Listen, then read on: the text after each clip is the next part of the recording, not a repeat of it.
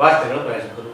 ಸಂಪರ್ಕಿಸಿ Paramount Electricals, dealers in all kinds of electricals, goods, fans and LED products. Near Mahavir Chowk, Loharwadi, MG Road, Raichur. Bharat furnitures ರಾಯಚೂರಿನಲ್ಲಿ ಮೊಟ್ಟ ಮೊದಲ ಬಾರಿಗೆ 3 ಮಳಿಗೆ ಒಳಗೊಂಡ ಬೃಹತ್ ಆಕಾರದ furniture showroom. CPS complex opposite Shiva Mandir, Patel Road, Raichur. Raichur's biggest jewel palace. All types of jewelries available in only KTB Jewel Palace. Visit KTB Jewel Palace, Udayanagar, Station Road, Raichur. Sri Raghavendra Tuppa, Sri Raghavendra Ghee,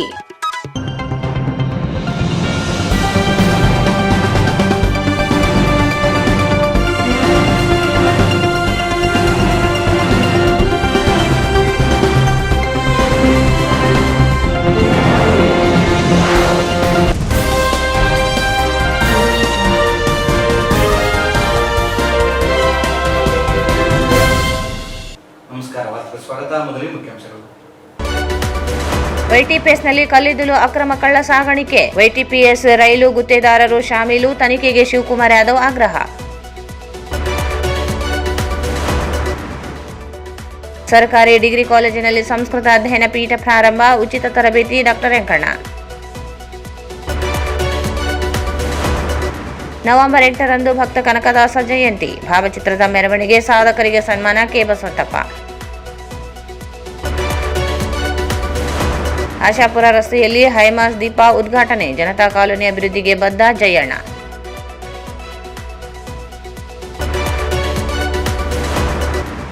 Yaragera layout ತರಕಾರಿ ಮಾರುಕಟ್ಟೆ ತೆರವು ನಿಲ್ಲಿಸಿ ಶಾಶ್ವತ ಮಾರುಕಟ್ಟೆ ಬೇಕು, ರೈತರ ಮನವಿ.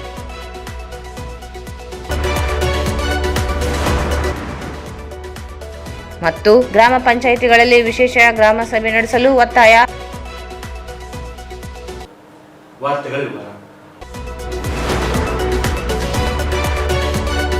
YTPS ಶಾಖೋತ್ಪನ್ನ ಕೇಂದ್ರಕ್ಕೆ ಪೂರೈಕೆಯಾಗುವ ಕಲ್ಲಿದ್ದಲು ಕಳ್ಳತನದ ಮೂಲಕ ಅಕ್ರಮವಾಗಿ ನೆರೆಯ ಆಂಧ್ರಪ್ರದೇಶಕ್ಕೆ ಸಾಗಿಸಲಾಗುತ್ತಿದ್ದು, ವೈಟಿಪಿಎಸ್ ಅಧಿಕಾರಿಗಳು ಪವರ್ ಮ್ಯಾಕ್ ಹಾಗೂ ರೈಲು ನಿಲ್ದಾಣದ ಗುತ್ತೇದಾರರು ಸೇರಿ ಅಕ್ರಮ ಕೂಟ ರಚಿಸಿಕೊಂಡು ಸರ್ಕಾರಕ್ಕೆ ವಂಚನೆ ಮಾಡುತ್ತಿದ್ದು, ಕೂಡಲೇ ತನಿಖೆ ನಡೆಸಿ ಸಂಬಂಧಿಸಿದವರ ವಿರುದ್ಧ ಕ್ರಿಮಿನಲ್ ಕೇಸ್ ದಾಖಲಿಸಿ ತನಿಖೆ ನಡೆಸಬೇಕೆಂದು ಜೈ ಕರ್ನಾಟಕ ಸಂಘಟನೆ ಜಿಲ್ಲಾಧ್ಯಕ್ಷ ಶಿವಕುಮಾರ್ ಯಾದವ್ ಆರೋಪಿಸಿದರು.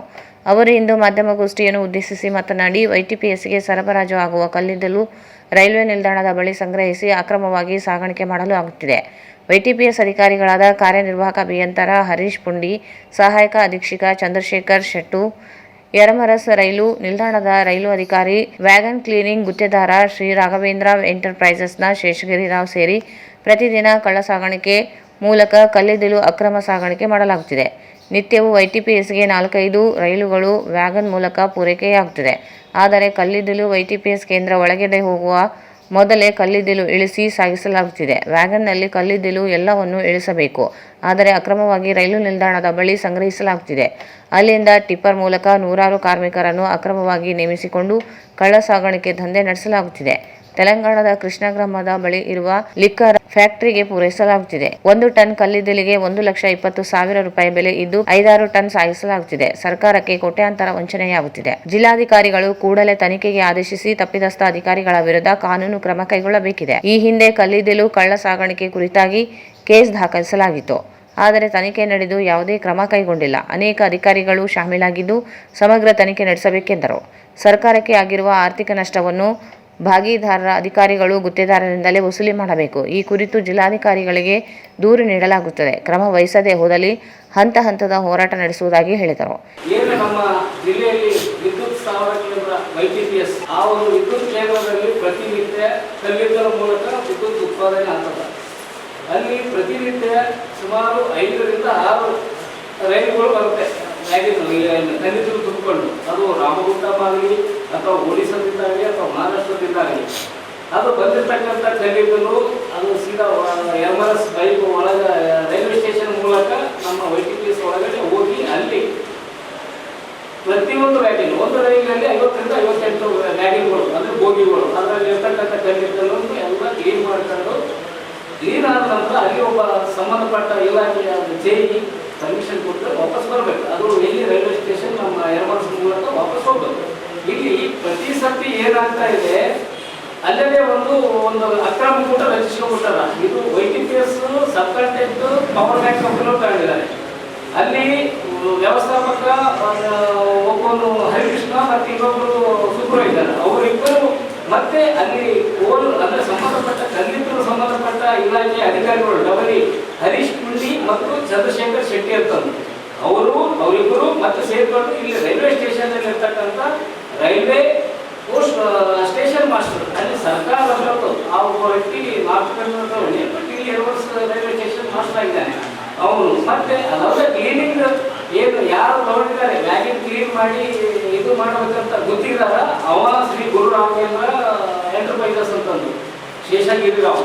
ಇವರೆಲ್ಲ ಅಕ್ರಮ ಕೂಡ ರಚನೆ ಮಾಡ್ಕೊಂಡು ಒಳಗಡೆ ಏನು ಕ್ಲೀನ್ ಆಗಿ ಕಲ್ಲಿದ್ದು ಕ್ಲೀನ್ ಮಾಡ್ಕೊಂಡು ವಾಪಸ್ ಕಳಿಸ್ಬೇಕು. ಅಲ್ಲಿ ಟನ್ಗಟ್ಟಲೆ ಉಳಿಸ್ಕೊಂಡು ಖಾಲಿ ಆಗಿದೆ ಅಂತಂದು ವಾಪಸ್ ತಗೊಂಡು ಇಲ್ಲಿ ರೈಲ್ವೆ ಸ್ಟೇಷನ್ನಲ್ಲಿ 1 ತಾಸು ನಿಲ್ಲಿಸ್ಕೊಂಡು ಅಲ್ಲಿ ಅನಾಧಿಕೃತವಾಗಿ 80 ರಿಂದ 100 ಮಂದಿ ಕೂಲಿ ಕಾರ್ಮಿಕರನ್ನ ಇಟ್ಟಿರ್ತಾರೆ. ಯಾವಾಗ ಅಲ್ಲಿ ಬಂದು ನಿಂತಿದ್ದಾರೆ ಪ್ರತಿಯೊಂದು ವ್ಯಾನಿಲಿಂದ ನಮ್ಮ ಇದ್ರಾಗ ಸೈಡಿಗೆ ರೈಲ್ವೆ ಟ್ರ್ಯಾಕ್ ಪಕ್ಕದಾಗ ಪ್ಲಾಟ್ಫಾರ್ಮ್ನಲ್ಲಿ ಚೆಲ್ಕೊಂಡ್ಬಿಡ್ತಾರೆ. ಚೆಲ್ಕೊಂಡು ಕೇಸಿ ಇಮಿಡಿಯೇಟ್ ಆಗಿ ಟಿಪ್ಪರ್ಗಳು ಹೊರಗೆ ತರಿಸ್ಕೊಂಡು JCB ರೆಡಿ ಇರ್ತಾವ, ಅದನ್ನ ಲೋಡ್ ಮಾಡ್ಕೊಂಡು ಇಮಿಡಿಯೇಟ್ ಆಗಿ ಬೇರೆ ಏನು ನಮ್ಮ ಕೃಷ್ಣಾ ನದಿ ಫ್ಲಾಟ್ಗಳಿಗೆ ಒಂದು ಕೃಷ್ಣ ಇರ್ತಕ್ಕಂಥ ಒಂದು ಲಿಕ್ಕರ್ ಕಂಪನಿ ಅದ ಅಲ್ಲಿಗೆ ಮಾರಾಟ ಆಗ್ತಾ ಇರ್ತದೆ. ಇದು ಅಧಿಕೃತವಾಗಿ ಎಲ್ಲ ಗೊತ್ತಿದ್ದು ಸಹಿತ ಅಧಿಕಾರಿಗಳು ಸುಮ್ಮನೆ ಕೂತಿದ್ದಾರೆ. ಇಲ್ಲಿ ಯಾವ್ಯಾವ ರೀತಿಯಿಂದ ವ್ಯವಸ್ಥೆ ನಡೆದ್ರು ಗೊತ್ತಿಲ್ಲ. ಇದ್ರ ಬಗ್ಗೆ ವಿಚಾರಣೆ ಮಾಡಕ್ಕೆ ಹೋದಾಗಿಂದ ಅದು ರಿಸೆಕ್ಟ್ ಆಗಿತ್ತು. ಅದಕ್ಕೆ ಆ ಟೆಂಡರ್ ನೋಟಿಫಿಕೇಶನ್ ನಾವು ಆನ್ಲೈನ್ ಚೆಕ್ ಮಾಡಿದಾಗ ಯಾವುದೇ ಕಾರಣಕ್ಕೂ ಹೊರಗಡೆ ಅದನ್ನು ನಿಲ್ಲಿಸಿ ಇದು ಮಾಡೋಂಗಿಲ್ಲ ಅಂತ ಸಂದರ್ಭ. ಈಗಾಗಲೇ ನನ್ನ ಗೊತ್ತಿರೋ ಪ್ರಕಾರ ಪಬ್ಲಿಕ್ ಚಾನಲ್ ಲಾಸ್ಟ್ ಟೈಮ್ 2023 11ನೇ ತಿಂಗಳಲ್ಲಿ ವಿಡಿಯೋ ಕ್ಲಿಪ್ ಮಾಡ್ಕೊಂಡು ಅಲ್ಲಿ ಇದು ಮಾಡಿದಾಗ ಅಲ್ಲಿ ಅವಾಗಿನ ಒಂದು ಇಡಿ ಮತ್ತೆ ಇವರು ಸಂಬಂಧಪಟ್ಟವರು ತನಿಖಾ ತಂಡ ರಚನೆ ಮಾಡಿ 3 ನೇಮಕ ಮಾಡಿದ್ರು. ಆ ಸಂದರ್ಭದಾಗ AW ಒಬ್ಬ ಎಡವರು ಇದ್ದು ಆ ಎಮ್ಮನ್ನು ಸಸ್ಪೆಂಡ್ ಮಾಡಿದ್ರು. ಅದಾದ ನಂತರ ಇದು ನಿರಂತರ ಅದೇ ರೀತಿಯಾಗಿ ಅಂದ್ರೆ ತಾತ್ಕಾಲಿಕ ಅವಾಗ ಪನಿಷ್ಮೆಂಟ್ ತೋರಿಸಿ ಮತ್ತೆ ಇದು ಕಳ್ಳಾಟ ಕಂಟಿನ್ಯೂ ಮಾಡಬಹುದು. ಸೊ ಹಾಗಾಗಿ ನಾವು 2-3 ಸರ್ತಿ ಸಂಬಂಧಪಟ್ಟವರಿಗೆ ಪೊಲೀಸ್ ಇಲಾಖೆ ಅಧಿಕಾರಿಗಳಿಗೆ ಹೇಳಿದ್ರು, ಅವ್ರು ಯಾರು ಕಿವಿಗೆ ಹಾಕಲಿಲ್ಲ. ಹಾಗಾಗಿ ಇವಾಗ ಏನು ಮಾನ್ಯ ಜಿಲ್ಲಾಧಿಕಾರಿಗಳು ನಾವು ಒತ್ತಾಯ ಮಾಡಿದ್ವಿ ಏನಂದ್ರೆ ರೈಲ್ವೆ ಸ್ಟೇಷನ್ ಸೆಂಟ್ರಲ್ ಅವರ ಒಂದು ಜಿಲ್ಲಾ ಆಡಳಿತ ವ್ಯವಸ್ಥೆಯಲ್ಲಿ ಯಾವುದೇ ಇಲಾಖೆ ಬಂದರೂ ಅವರು ಪ್ರತಿನಿಧಿಯಾಗಿ ಅದನ್ನ ಮೇಲಧಿಕಾರಿಗಳಿಗೆ ಮನದಟ್ಟ ಮಾಡಿ ಇಲ್ಲಿ ಆಗಿರ್ತಕ್ಕಂಥ ಆಗ್ತಿರ್ತಕ್ಕಂಥ ಪ್ರತಿಯೊಂದು ಹಂತದಲ್ಲಿ ತಡೆ ಹಿಡಿಯಲು ಮತ್ತು ತನಿಖೆಗೆ ಆಯೋಜಿಸಲು ಅವರು ಸೂಕ್ತ ವ್ಯಕ್ತಿ ಆಗಿರ್ತಾರೆ. ಹಾಗಾಗಿ ಜಿಲ್ಲಾಧಿಕಾರಿಗಳಿಗೆ ನಾವು ಮನವಿ ಪತ್ರ ಇವತ್ತು ಕೊಟ್ಟು ಕೇಸಿ ಯಾವುದೇ ಕಾರಣಕ್ಕೆ ಈ ರೈಲ್ವೆ ಇವಾಗ DRM ಇಲ್ಲಿ ನಮ್ಮ ಕಂಟ್ರೋಲ್ ಬರ್ತಾರ ರೈಲ್ವೆ ಸ್ಟೇಷನ್ ಮಾಸ್ಟರ್ ಇವಾಗ ಅವನ ಒಂದು ಟ್ರೈನ್ ಅನ್ನ ನಿಲ್ಲಿಸಬೇಕಾದ್ರೆ ಅದಕ್ಕೆ ಒಂದು ನಾಮ್ಸ್ ಕಂಡೀಷನ್ ಇದೆ. ಇವರು 1 ತಾಸು ನಿಲ್ಲಿಸ್ಕೊಂಡು ಅಲ್ಲಿ ಅನ್ಲೋಡ್ ಮಾಡ್ಕೊಂಡು ಇದು ವ್ಯವಸ್ಥಿತವಾಗಿ ಎಲ್ಲರೂ ಇದರಲ್ಲಿ ಇನ್ವಾಲ್ವ್ಮೆಂಟ್ ಆದ ಇದು ಸುಗಮವಾಗಿ ಒಂದು ತನಿಖೆ ಆದಾಗ ಮಾತ್ರ ಹೊರಗೆ ಬರ್ತದ. ಈ ಒಂದು ಇದರಿಂದ ಒಂದು ಟನ್ನಿಗೆ ಇಂತಿಷ್ಟು ಅಂತಂದಿದೆ. ಇವಾಗ ಇದೇ ತುಂಬಿಕೊಂಡು ಕೇಸಿ ಲಾರಿ ಒಂದು ಟಿಪ್ಪರ್ ಹೋಯ್ತಪ್ಪ 1,20,000 ಲೀಟರ್ ಫ್ಯಾಕ್ಟ್ರಿ ಆಗತ್ತಂತ ಸುದ್ದಿ ಬಂತು. ಸೊ ಇದೇ ತರ ಪ್ರತಿನಿತ್ಯ 5-6 ಟ್ರೈನು ಇವು ಟಿಪ್ಪರ್ಗಳು ಹೋಗ್ತಾ ಇದೆ. ಸೊ ಆ ಒಂದು ದೃಷ್ಟಿಯಿಂದ ಒಂದು ತಿಂಗಳಿಗೆ ಕೋಟ್ಯಾಂತರ ರೂಪಾಯಿ ನಮ್ಮ ಸರ್ಕಾರದ ಬೊಕ್ಕಸಕ್ಕೆ ಹಾನಿ ಆಗ್ತಾ ಇದೆ. ಸೊ ಈ ಒಂದು ಮನಗಟ್ಟು ಈ ಇಮಿಡಿಯೇಟ್ ಆಗಿ ಇದನ್ನ ತಡೆ ಹಿಡಿದು ಯಾವುದೇ ಕಾರಣಕ್ಕ ಒಂದು ಕಲ್ಲು ಸಹಿತ ಇಲ್ಲಿ ಹೊರಗಡೆ ಸಿಗಲಾರಂತ ಪರಿಸ್ಥಿತಿ ನಿರ್ಮಾಣ ಮಾಡಿದಾಗ ಮಾತ್ರ ಸರ್ಕಾರದ ಬೊಕ್ಕಸಕ್ಕೆ ತಡೆ ಹಿಡಿಯಲಾಗುತ್ತದೆ. ಇವಾಗ ಏನು ನಮ್ಮ ಒಂದು ಡಾಕ್ಟರ್ ಇದು ಮಾಡಿದ್ರೆ 1 ತಿಂಗಳು ಇದು ಮಾಡಿದ್ರೆ 60-70 ಟಿಪ್ಪರ್ಗಳು ಹೋಗಿದೆ. ಇದ್ರ ನುಕ್ಸಾನ ಅವು ಇವಾಗ ಏನು ಮಾಡಿರ್ತಕ್ಕಂಥ ಅಧಿಕಾರಿಗಳು ಪವರ್ ಬ್ಯಾಂಕಿನ ಇಬ್ಬರು ಅಧಿಕಾರಿಗಳು ಮತ್ತು ಇದರಲ್ಲಿ YTPS ನಲ್ಲಿ ಅಧಿಕಾರಿಗಳು ರೈಲ್ವೆ ಸ್ಟೇಷನ್ ಮಾಸ್ಟರ್ ಇವರೆಲ್ಲರ ಕ್ರಿಮಿನಲ್ ಕೇಸ್ ದಾಖಲಿಸಿ ಅವರಿಗೆ ಆದಂತ ನಷ್ಟ ಭರಿಸಿ ಬೊಕ್ಕಸಕ್ಕೆ ತುಂಬಿಸ್ಬೇಕಂತಂದು ನಾವು ಒತ್ತಾಯ ಮಾಡ್ತಾ ಇದ್ದೀವಿ ಸರ್. ಈ ಸಂದರ್ಭದಲ್ಲಿ ಸೈಯದ್ ಖೈಸರ್ ಹುಸೇನಿ, ಕರುಣಾಕರ್ ರೆಡ್ಡಿ ಗುಂಜಳ್ಳಿ, ಟಿ ವಿಶಾಲ್ ಕುಮಾರ್, ರಾಜಶೇಖರ್ ಇದ್ದರು. ನಗರದ ಸರ್ಕಾರಿ ಪ್ರಥಮ ದರ್ಜೆ ಕಾಲೇಜಿನಲ್ಲಿ ಸಂಸ್ಕೃತ ಅಧ್ಯಯನ ಕೇಂದ್ರವನ್ನು ಪ್ರಾರಂಭಿಸಲಾಗುತ್ತಿದ್ದು, ಕೇಂದ್ರ ಸಂಸ್ಕೃತಿ ವಿಶ್ವವಿದ್ಯಾಲಯ ಅನುಮೋದನೆ ನೀಡಿದೆ ಎಂದು ಕಾಲೇಜಿನ ಪ್ರಾಚಾರ್ಯ ಡಾಕ್ಟರ್ ಯಂಕಣ್ಣ ಹೇಳಿದರು. ಅವರು ಇಂದು ಮಾಧ್ಯಮಗೋಷ್ಠಿಯನ್ನು ಉದ್ದೇಶಿಸಿ ಮಾತನಾಡಿ, ನಗರದ ಪ್ರಥಮ ದರ್ಜೆ ಕಾಲೇಜಿನಲ್ಲಿ ಗುಣಮಟ್ಟದ ಉನ್ನತ ಶಿಕ್ಷಣ ದೊರೆಯುತ್ತಿದ್ದು, MScಯಲ್ಲಿ 5, MComನಲ್ಲಿ 1 ಮತ್ತು MAನಲ್ಲಿ 1 ರ್ಯಾಂಕ್ ವಿದ್ಯಾರ್ಥಿಗಳು ಪಡೆದಿದ್ದಾರೆ. ಪದವಿ ಹಾಗೂ ಸ್ನಾತಕೋತ್ತರ ಶಿಕ್ಷಣದೊಂದಿಗೆ ಇತರೆ ಕೋರ್ಸುಗಳ ಅಧ್ಯಯನಕ್ಕೆ ಕಾಲೇಜು ಒತ್ತು ನೀಡಿ ಕಾರ್ಯನಿರ್ವಹಿಸುತ್ತಿದೆ. ವಿದ್ಯಾರ್ಥಿಗಳಲ್ಲಿ ಕೌಶಲ್ಯ ಆಧಾರಿತ ಕೋರ್ಸ್ ಬಹಳಷ್ಟು ಪ್ರಮಾಣದಲ್ಲಿ ಪರ್ಸೆಂಟೇಜ್ನಲ್ಲಿ ಹೆಚ್ಚಿನ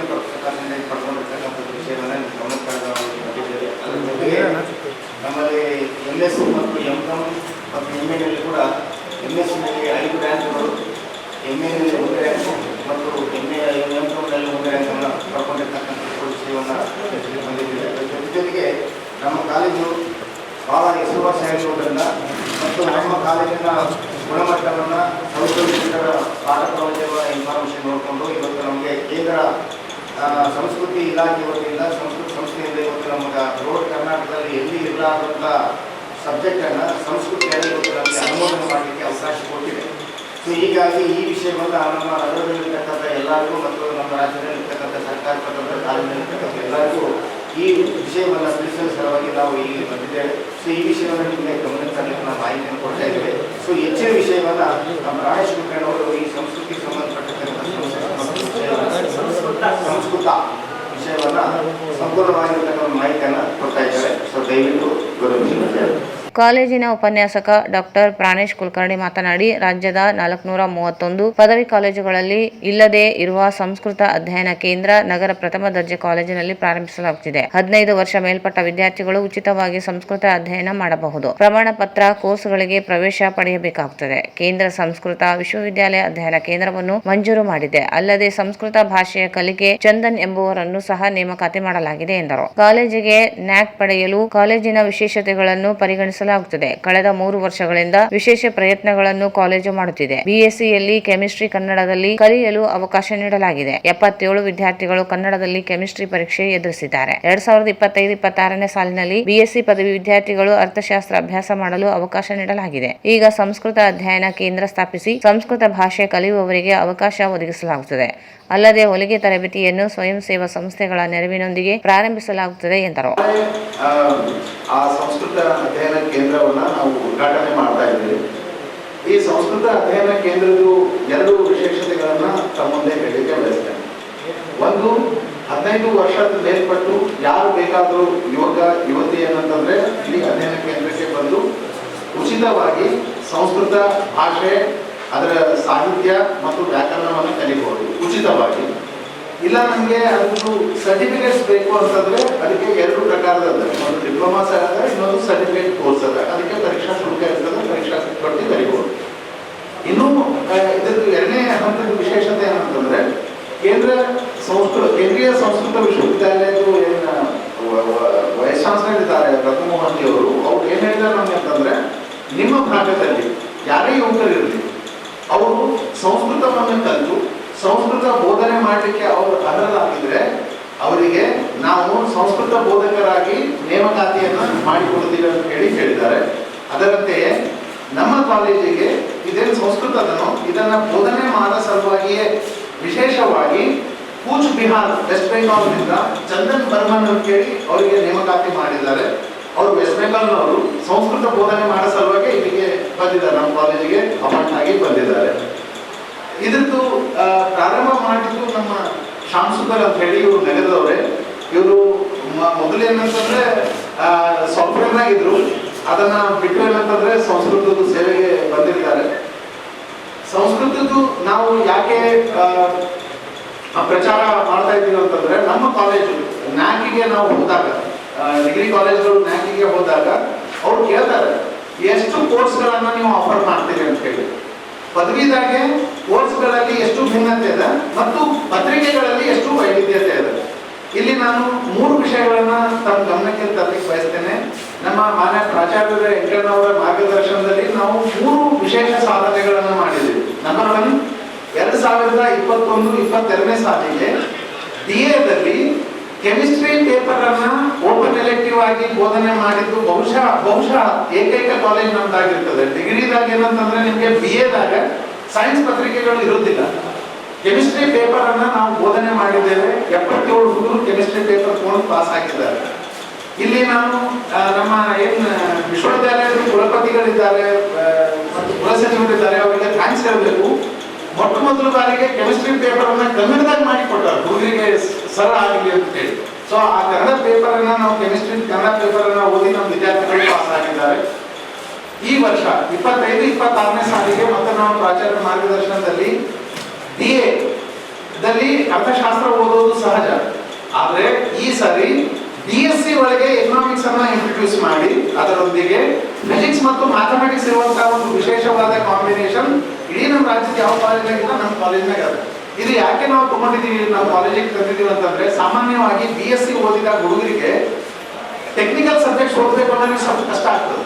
ಅಂತ ಸಂದರ್ಭದಾಗ ಏನಂತಂದ್ರೆ, ಒಂದು ಈಸಿ ಪೇಪರ್ ಇದ್ರೆ ಎಕನಾಮಿಕ್ಸ್ ಅನ್ನ ತಗೊಂಡು ಫಿಸಿಕ್ಸ್ ಮತ್ತು ಮ್ಯಾಥಮೆಟಿಕ್ಸ್ ಓದೋದ್ರಿಂದ ಅವರಿಗೆ Tata institute of fundamental research ಆಗಲಿ ಅಥವಾ ನಮ್ದು ಸಿಂಬಾಯ್ಸಿಸ್ ಪೂನಾದಾಗಲಿ ಅಥವಾ IISc ದಾಗಲಿ ಐಸೆಕ್ನಾಗಲಿ ಅವರಿಗೆ ಹೆಚ್ಚಿನ ಅವಕಾಶ ಸಿಗ್ತದೆ ನಮ್ಮ ಭಾಗದ ವಿದ್ಯಾರ್ಥಿಗಳಿಗೆ ಅಂತ ಹೇಳಿ ಫಿಸಿಕ್ಸ್ ಮ್ಯಾಥಮೆಟಿಕ್ಸ್ ಒಂದಿಗೆ ಏನಂತಂದ್ರೆ ಎಕನಾಮಿಕ್ಸ್ ಅನ್ನ ಸೇರಿಸುವುದು ಕಾಂಬಿನೇಷನ್ ತಂದಿರುತ್ತೇವೆ.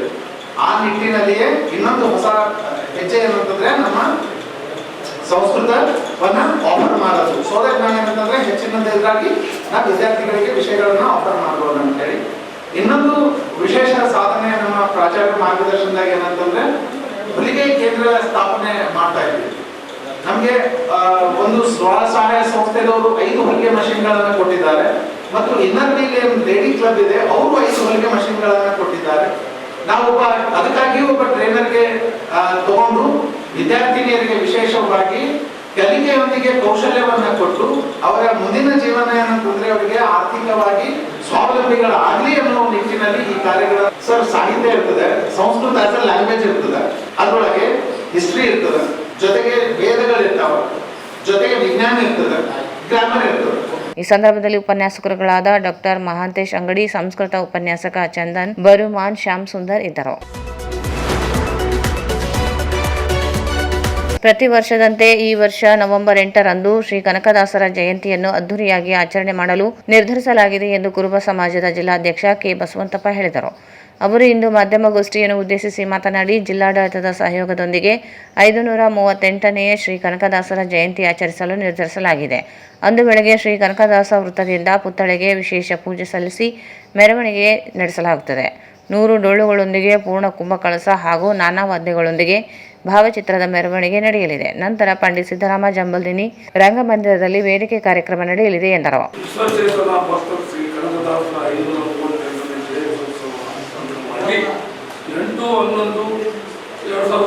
ಶನಿವಾರ ಬೆಳಗ್ಗೆ 9:30 ಪ್ರಾರಂಭ. ಇದಕ್ಕೆಲ್ಲ ನಾವು ಈಗಾಗಲೇ 4 ದಿನಗಳಿಂದ ಸಿದ್ಧತೆ ನಡೆಸಿದ್ವಿ. ಬಾಜಿ, ಭಜಂತ್ರ, ಡೊಳ್ಳು ಎಲ್ಲ ರೀತಿಯಿಂದ ಕುಂಭ ಕಳಸ ಮತ್ತು ವೇಷಧಾರಿಗಳು, ಈ ಕೆಲವು ಡೊಳ್ಳು ಕನಿಷ್ಠ 100 ಡೊಳ್ಳು ಸಮೀಪ ತರಬೇಕಂತ ಒಂದು ಇಚ್ಛೆ ಎಲ್ಲರ ಮನಸ್ಸಿನಲ್ಲಿ ಇರ್ತಕ್ಕಂಥದ್ದು. ಎಲ್ಲ ಹಳ್ಳಿಗಳಿಗೂ ನಾಳೆಯಿಂದ 2 ದಿವಸ ಪ್ರಚಾರ ಮಾಡಲು ಸ್ಟಾರ್ಟ್ ಮಾಡ್ತದ. ಸಿಟಿಯಲ್ಲೂ ಪ್ರಚಾರ ಮಾಡ್ತದೆ ನಾಳಿಂದ. ಏನಿಲ್ಲ, ಪ್ರತಿ ವರ್ಷ ಆಗೋದ್ರಿಂದ ಈ ವರ್ಷ ಹೆಚ್ಚಿಗೆ ವಿಜೃಂಭಣೆಯಿಂದ ಮಾಡ್ಬೇಕಂತ ಎಲ್ಲ ಮುಖಂಡರ ಎಲ್ಲ ಆಸೆ. ಪ್ರತಿ ವರ್ಷ ಆಗ್ತದೆ, ಈ ಸಲ ಸ್ವಲ್ಪ ವಿಶೇಷವಾಗಿ ಮಾಡ್ಬೇಕಂತ ಒಂದು ನಮ್ಮೆಲ್ಲರ ಜಿಲ್ಲಾ ಕಮಿಟಿ, ಜಿಲ್ಲಾ ಮುಖಂಡರು ಎಲ್ಲ ಸೇರಿ ಈ ಕಾರ್ಯಕ್ರಮ ಮಾಡ್ತಕ್ಕಂಥ. ಅದರಲ್ಲಿ ವಿಶೇಷವಾಗಿ ಕನಕ ಪ್ರಶಸ್ತಿ ಕೊಡಲು ಸಹ ನಿರ್ಧಾರ ಮಾಡಿದೆ.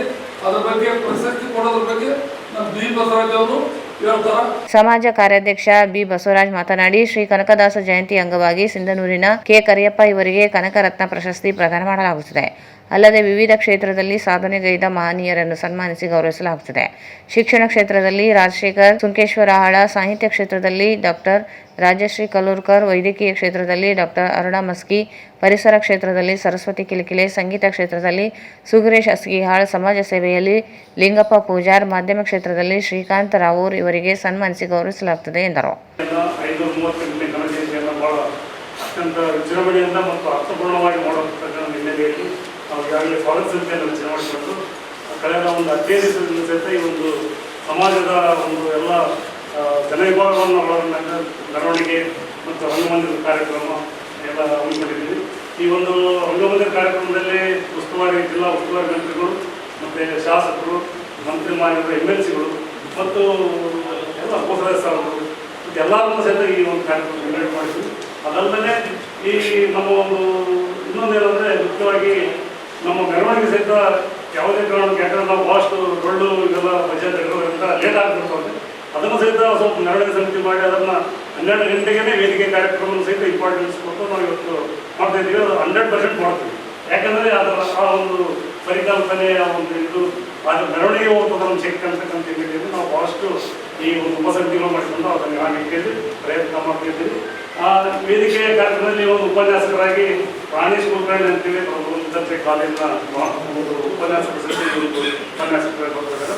ಜೊತೆಗೆ ನಮ್ಮ ಸಮಾಜದ ಎಲ್ಲ ಮುಖಂಡರು ಸೇರಿರ್ತಾರೆ.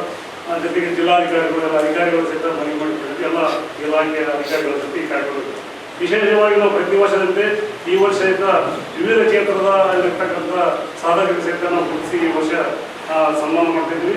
ನಮ್ಮದು ಕನಕರತ್ನ ಪ್ರಶಸ್ತಿ ಅಂದರೆ ಇದು ನಮ್ಮ ಸಮಾಜದವರಿಗೆ ಒಂದು ಯಾರು ಗಣ್ಯರಿರ್ತಾರಂತ ಕೊಡ್ತಕ್ಕಂಥ ವ್ಯವಸ್ಥೆ ನಮಗಿದೆ. ಈ ವರ್ಷ ಕನಕರತ್ನ ಪ್ರಶಸ್ತಿಯನ್ನು ಶ್ರೀ ಕರಿಯಪ್ಪ ಸಿಂಧೂರು ಅವರಿಗೆ ನಾವು ಈ ವರ್ಷ ಕನಕರತ್ನ ಪ್ರಶಸ್ತಿ. ಈ ಸಂದರ್ಭದಲ್ಲಿ ಜಯಂತಿಯ ಸ್ವಾಗತ ಸಮಿತಿ ಅಧ್ಯಕ್ಷ ಶೇಖರ್ ವಾರದ್, ನಗರಸಭೆ ಮಾಜಿ ಸದಸ್ಯ ಈಶಪ್ಪ, ಕೆ ನಾಗರಾಜ್ ಮಡ್ಡಿಪೇಟೆ, ನಾಗೇಂದ್ರಪ್ಪ ಮಟ್ಮಾರಿ, ಬಜಾರಪ್ಪ, ಹನುಮಂತಪ್ಪ, ವೆಂಕಟೇಶ್ ಸೇರಿ ಅನೇಕರಿದ್ದರು. ಈಗ ಜಾಹೀರಾತು. Paramount electricals, dealers in all kinds of electrical goods, fans and LED products. ಈಗ ನಿಮ್ಮ ರಾಯಚೂರು ಮಹಾನಗರ ಪಾಲಿಕೆಯಲ್ಲಿ ಮೊಟ್ಟ ಮೊದಲ ಬಾರಿಗೆ 2000 ಚದುರ ಅಡಿಯ 2 ಮಳಿಗೆಗಳುಳ್ಳ ಬೃಹದಾಕಾರದ ಪ್ಯಾರಾಮೌಂಟ್ ಎಲೆಕ್ಟ್ರಿಕಲ್ಸ್ ಶೋರೂಮ್ ತೆರೆಯಲಾಗಿದೆ. ರಾಯಚೂರು ಜಿಲ್ಲೆಯ ಜನತೆ, ಎಲೆಕ್ಟ್ರಿಷಿಯನ್ಸ್, ಎಲೆಕ್ಟ್ರಿಕಲ್ಸ್ ಇಂಜಿನಿಯರ್ಸ್ ದೂರದ ಊರುಗಳಾದ ಬೆಂಗಳೂರು, ಹೈದರಾಬಾದ್ಗಳಿಗೆ ಹೋಗದೆ ಈಗ ನಮ್ಮ ರಾಯಚೂರಿನಲ್ಲಿ ಮ್ಯಾನುಫ್ಯಾಕ್ಚರಿಂಗ್ ದರದಲ್ಲಿ ಎಲ್ಲಾ ತರಹದ ಎಲೆಕ್ಟ್ರಿಕಲ್ಸ್ ಗೂಡ್ಸ್ ಗಳು ದೊರೆಯುತ್ತವೆ. Switch, plates, wires, fans, remote fans, ಹ್ಯೂಮರ್ಸ್, ಎಲ್ಲಾ ತರಹದ LED ಪ್ರಾಡಕ್ಟ್ ಗಳು ನಮ್ಮ ಒಂದೇ ಮಳಿಗೆಯಾದ ಪ್ಯಾರಾಮೌಂಟ್ ಎಲೆಕ್ಟ್ರಿಕಲ್ಸ್ ನಲ್ಲಿ ಮ್ಯಾನುಫ್ಯಾಕ್ಚರಿಂಗ್ ದರದಲ್ಲಿ ದೊರೆಯುತ್ತವೆ. ನಮ್ಮಲ್ಲಿ ಎಲ್ಲಾ ತರಹದ ಕಂಪನಿಗಳಾದ GM, ಗೋಲ್ಡ್ ಮೆಡಲ್, ಐಫಾ, ಹೆವೆಲ್ಸ್, ಆಂಕರ್, ಲೀಶಾ, ಫಿನೋಲೆಕ್, ವಿಗಾರ್ಡ್, ವಿಪ್ರೋ, ಹೆಲಿಕ್ಯಾಡ್, K9, ವಿವಾರ್ಡ್ ಇನ್ನು ಅನೇಕ ಕಂಪನಿಗಳ ಎಲೆಕ್ಟ್ರಿಕಲ್ಸ್ ಐಟಂಗಳು ಸಿಗುತ್ತವೆ.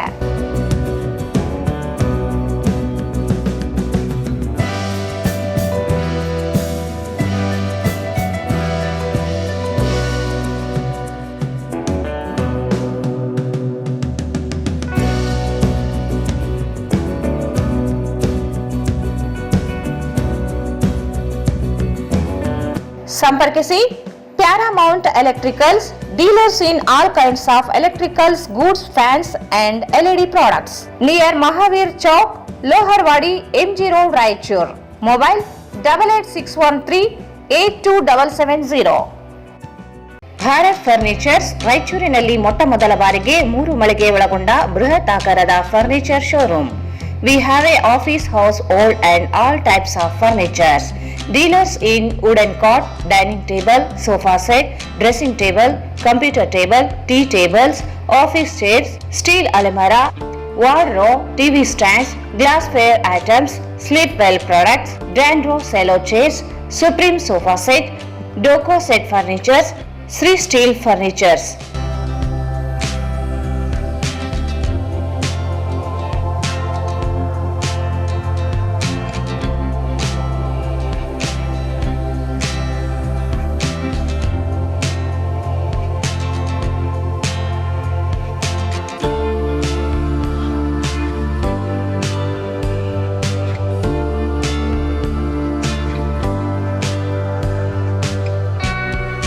For more details, contact Bharat Furnitures, CPS Complex, opposite Shiva Mandir, Patel Road, Raichur.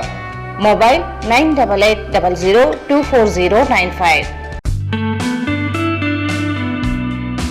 Raichur's biggest jewel palace. All types of jewelries available in only KTB Jewel Palace. 916 Allmark Gold Jewelries available. ವಿಶೇಷವಾಗಿ ಬಂಗಾರದ ಆಭರಣಗಳಾದ ನಮ್ಮಲ್ಲಿ fancy earrings, fancy necklace, ಮಾಂಗಲ್ಯ ಮತ್ತು ಬಳೆಗಳು ಇನ್ನೂ ಅನೇಕ ತರಹದ ಆಭರಣಗಳು ದೊರೆಯುತ್ತವೆ. ಬೆಳ್ಳಿಯ ಆಭರಣಗಳಾದ ಕಾಲುಂಗುರ, ಕಾಲುಗೆಜೆ, ಬೆಳ್ಳಿಯ ಪೂಜಾ ಐಟಮ್ಸ್, ವಿವಿಧ ರೀತಿಯ ಆರ್ಟಿಕಲ್ಸ್ ದೊರೆಯುತ್ತವೆ. ರಾಯಚೂರಿನಲ್ಲಿ ಮೊಟ್ಟ ಮೊದಲ ಬಾರಿಗೆ ಯುವಕರಿಗಾಗಿಯೇ ಬ್ರಾಸ್ಲೆಟ್ಸ್, ಚೈನ್ಸ್, ಉಂಗುರಗಳು ಇನ್ನೂ ಅನೇಕ ರೀತಿಯ ಡಿಸೈನ್ಸ್ ಆಭರಣಗಳು ದೊರೆಯುತ್ತವೆ.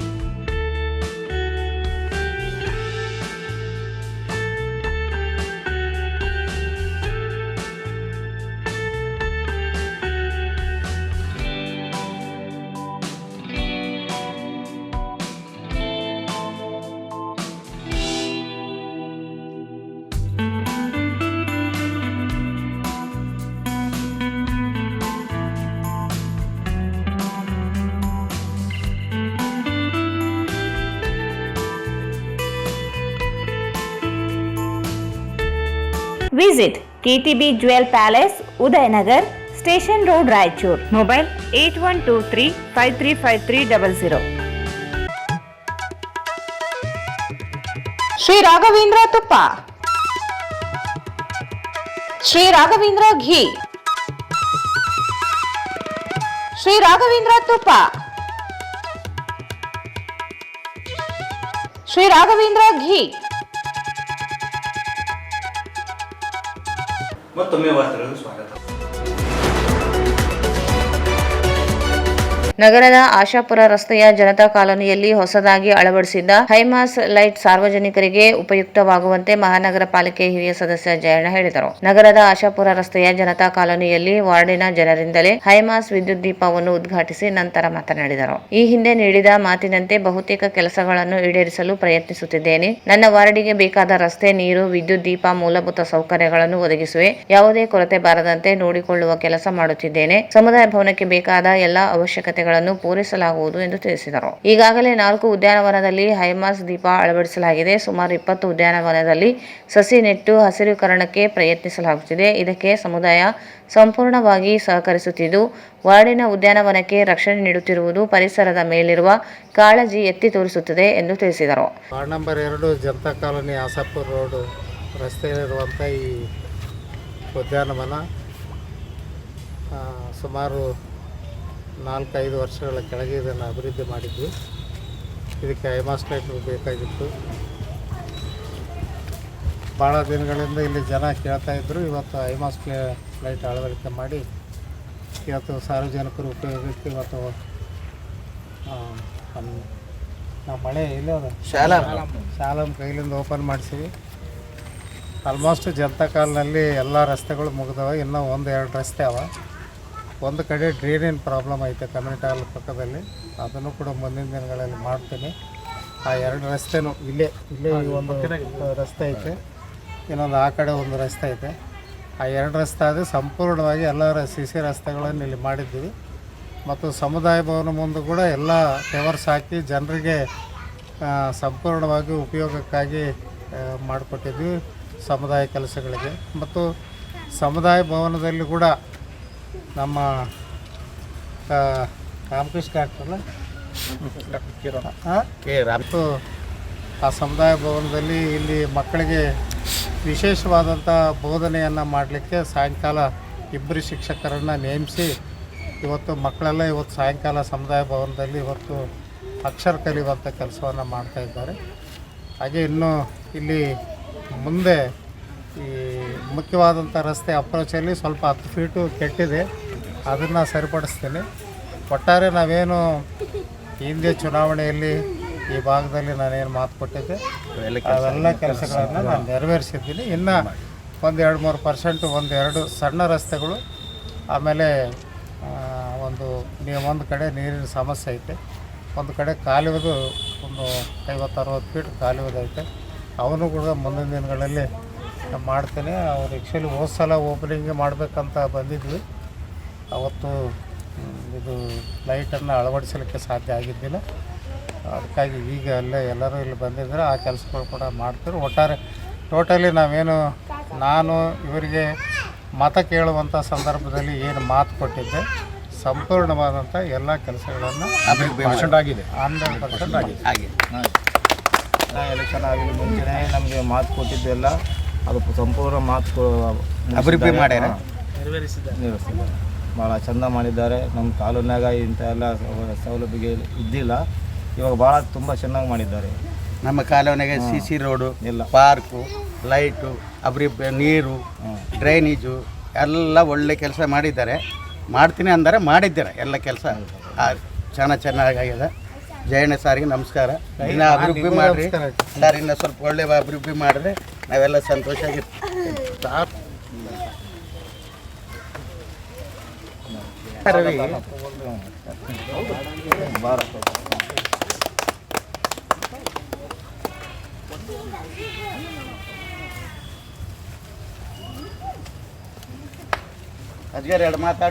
ಈ ಸಂದರ್ಭದಲ್ಲಿ ವಾರ್ಡಿನ ಹಿರಿಯ ಮುಖಂಡರು, ಯುವಕರು ಸೇರಿದಂತೆ ಅನೇಕರಿದ್ದರು.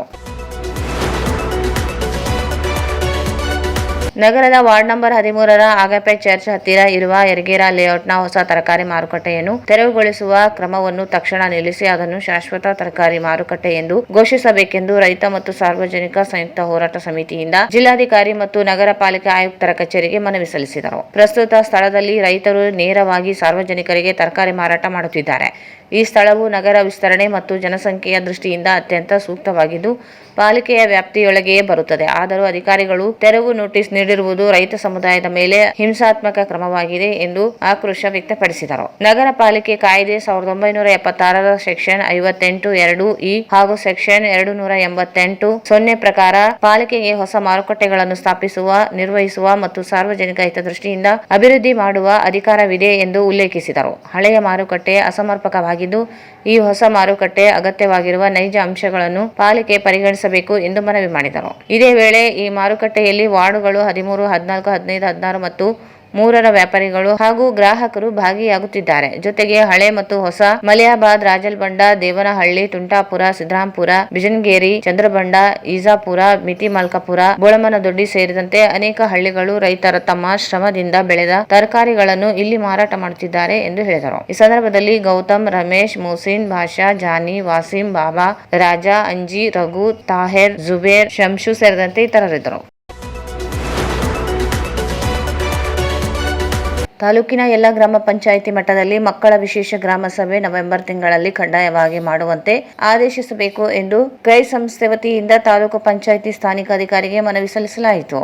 ತಾಲೂಕು ಪಂಚಾಯಿತಿ ವ್ಯಾಪ್ತಿಯ ಮನ್ಸ್ಲಾಪುರ, ಜಾಗೀರ್, ವೆಂಕಟಾಪುರ, ಶಾಖಾಬಾದಿ ಹಾಗೂ ಯಾಪಲದಿನ್ನಿ ಗ್ರಾಮ ಪಂಚಾಯಿತಿಗಳಲ್ಲಿ ನವೆಂಬರ್ ತಿಂಗಳಲ್ಲಿ ಮಕ್ಕಳ ವಿಶೇಷ ಗ್ರಾಮ ಸಭೆ ಮಾಡಬೇಕು. ಮಕ್ಕಳ ಸಮಸ್ಯೆ ಮತ್ತು ಕಿಶೋರಿಯರ ಆರೋಗ್ಯದ ಹಿತದೃಷ್ಟಿಯಿಂದ ಹೆಣ್ಣು ಮಕ್ಕಳು ಕಾವಲು ಸಮಿತಿಯನ್ನು ಎಲ್ಲ ಪಂಚಾಯಿತಿ ಮಟ್ಟದಲ್ಲಿ ರಚನೆ ಮಾಡಬೇಕು ಎಂದು ಮನವಿ ಮಾಡಿದರು. ಮಕ್ಕಳ ಸಮಸ್ಯೆ ಕುರಿತು ಆರೋಗ್ಯ ಇಲಾಖೆಯಿಂದ ಸಿಗುವ ಸೌಲಭ್ಯಗಳನ್ನು ಒದಗಿಸುವಲ್ಲಿ ವಿಶೇಷ ಮಕ್ಕಳ ಗ್ರಾಮ ಸಭೆಯಿಂದ ಸಮಸ್ಯೆಗಳು ಬಗೆಹರಿಸುತ್ತೇವೆ. ಎಲ್ಲ ಅಂಗನವಾಡಿ ಕೇಂದ್ರಗಳಲ್ಲಿ 3 ರಿಂದ 6 ವರ್ಷದ ಮಕ್ಕಳಿಗೆ ಸಮವಸ್ತ್ರ, ಶಾಲಾ ಪೂರ್ವ ಶಿಕ್ಷಣಕ್ಕೆ ಬೇಕಾಗುವ ಆಟಿಕೆ ಸಾಮಾನುಗಳು ಮತ್ತು ಕಟ್ಟಡಗಳ ದುರಸ್ತಿ ಬಗ್ಗೆ ನಿಗಾ ವಹಿಸಬೇಕು ಹಾಗೂ ಶಾಲೆಯಲ್ಲಿನ ಸಮಸ್ಯೆಗಳ ಕುರಿತು ಸರ್ಕಾರದ ಎಲ್ಲಾ ಇಲಾಖೆ ಅಧಿಕಾರಿಗಳು ಹಾಗೂ ಶಿಕ್ಷಣ ಇಲಾಖೆ, ಪೊಲೀಸ್ ಇಲಾಖೆ ಅಧಿಕಾರಿಗಳು ಭಾಗವಹಿಸುವಂತೆ ಆದೇಶಿಸಬೇಕೆಂದು ಒತ್ತಾಯಿಸಿದರು. ಸಂದರ್ಭದಲ್ಲಿ ತಾಲೂಕು ಸಂಯೋಜಕ ಮಲ್ಲೇಶ್, ಅಮರಮ್ಮ, ಶರಣಬಸವ, ಚಾಮುಂಡಿ, ಜಯಮ್ಮ ಸೇರಿದಂತೆ ಅನೇಕರಿದ್ದರು. ಕೊನೆಯಲ್ಲಿ ಮತ್ತೊಮ್ಮೆ ಮುಖ್ಯಾಂಶ.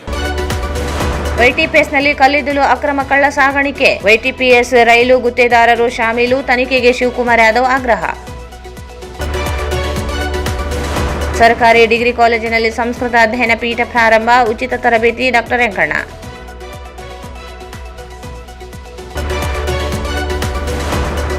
ನವೆಂಬರ್ 8ರಂದು ಭಕ್ತ ಕನಕದಾಸ ಜಯಂತಿ, ಭಾವಚಿತ್ರದ ಮೆರವಣಿಗೆ, ಸಾಧಕರಿಗೆ ಸನ್ಮಾನ, ಕೆ. ಬಸವಟಪ್ಪ.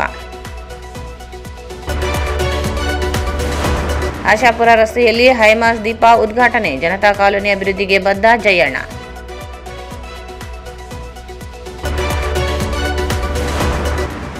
ಯರಗೇರ ಲೇಔಟ್ ತರಕಾರಿ ಮಾರುಕಟ್ಟೆ ತೆರವು ನಿಲ್ಲಿಸಿ ಶಾಶ್ವತ ಮಾರುಕಟ್ಟೆ ಬೇಕು, ರೈತರ ಮನವಿ.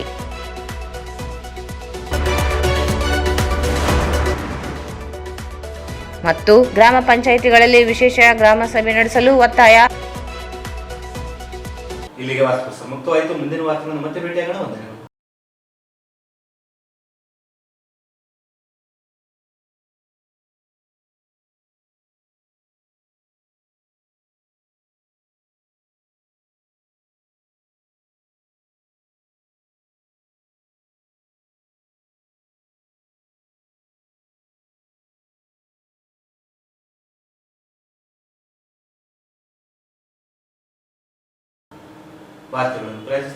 ಸಂಪರ್ಕಿಸಿ Paramount electricals, dealers in all kinds of electricals goods, fans and LED products, near Mahavir Chowk, Loharwadi, MG road, Raichur.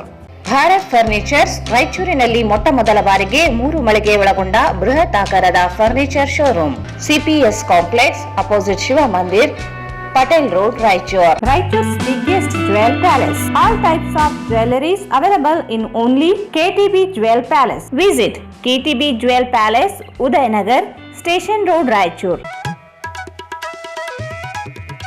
Sri Raghavendra Tuppa, Sri Raghavendra Ghee,